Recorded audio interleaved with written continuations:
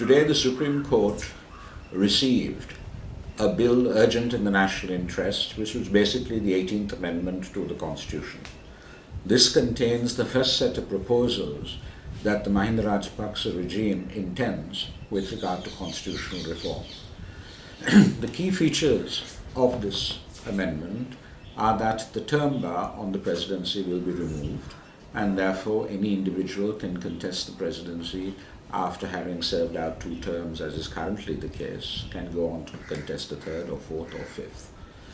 The second part of it deals with the 17th Amendment to the Constitution, which was the one amendment passed dealing explicitly with good governance and checks and balances with regard to the executive exercise of power and authority. The 17th Amendment set up a constitutional council and independent commissions for human rights, the police, public service, amongst other things. The government now intends to get rid of the Constitutional Council and in its place set up roughly an advisory or consultative committee made up of the President, the Prime Minister, the Speaker, and 2 persons nominated by the Prime Minister and the Leader of the Opposition. The Leader of the Opposition will also be there. 2 persons nominated by the last 2 who must be from a community other than that from which the Prime Minister or the Leader of the Opposition comes from. This 5-member committee will basically be able to make observations to the President with regard to whoever he wishes to appoint to these various commissions.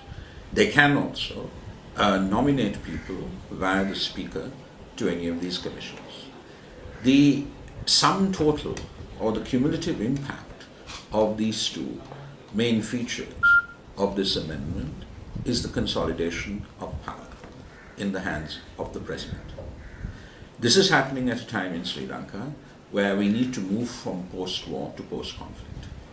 We need to ensure that the reasons that led to conflict are not sustained and are not reproduced.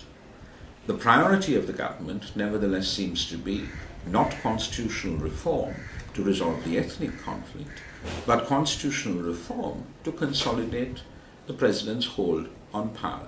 This sends out very bad signals. In addition to that, one of the key problems that we've faced in respect of governance in Sri Lanka is about the centralization of power, be it in a party, in an institution, in a family, in an individual. And this is being done yet again. Sri Lanka seems to be now going down the slope of a kind of authoritarianism on the grounds that you need a strong executive to ensure that there will be sound economic development and no political instability. This was the argument used by Jayajayawardena in 1977 when he introduced the executive presidency. This is the argument that is now being used by Mahinda Rajapaksa, who now effectively will have all the powers and more that Jayajayawardena had. Economic development seems to be the overarching priority of the government of the day, and they don't seem to feel that checks and balances that are the lifeblood of a functioning democracy have any role to play in the context of this economic development. We know what happened to the Jayajayawardena regime. You had an insurgency in the south and an insurgency in the north. Let us hope that history does not repeat itself, but let us also hope that there will be some opposition, that the Supreme Court, in its infinite wisdom, will recognize that effective checks and balances are absolutely fundamental and vital to a democracy, and that it will direct the government accordingly. We are heading, therefore, for a system of authoritarianism, consolidation of presidential power.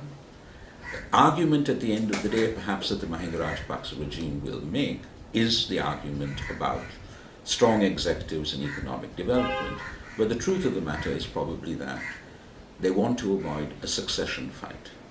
If the president goes into his 2nd term and it is seen to be his last term in office, there invariably is going to be a succession fight.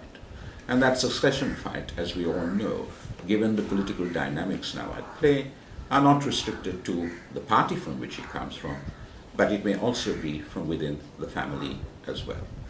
Sri Lanka, therefore, is being mortgaged in some ways to this obsession with the centralization of power, and now it is being overridden as well by a tremendous impulse to establish dynastic rule.